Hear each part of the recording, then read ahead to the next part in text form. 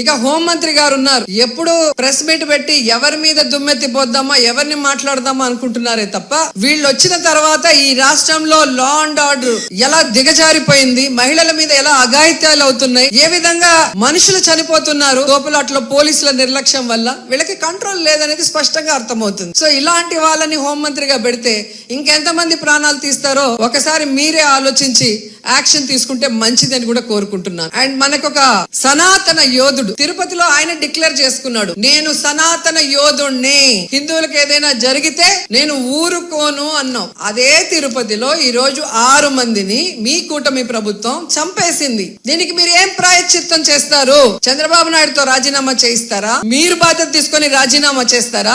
TTD chairman తో రాజీనామా చేయిస్తారా? హోంమంత్రితో రాజీనామా చేస్తారా? లేదా అందరూ కలిసి కట్టకట్టుకొని రాజీనామా చేస్తారా? మీ అందరి ఫెయిల్యూరే కదా ఇది. నిజమైన సనాతన యోధుడివి అయితే ఇప్పుడు రా, వచ్చి మీ ప్రభుత్వంలో ఎవరెవరి నిర్లక్ష్యం వల్ల ఇది జరిగిందో వారందరి మీద క్రిమినల్ కేసులు పెట్టించుకోండి. అంతేగాని ప్రమాదవశాత్తు జరిగిందని 194 BNSS పెట్టేసి చేతులు దులిపేసుకోవాలంటే మాత్రం వదిలే ప్రసక్తే లేదు అని కూడా ఈ సందర్భంగా తెలియజేసుకుంటున్నా.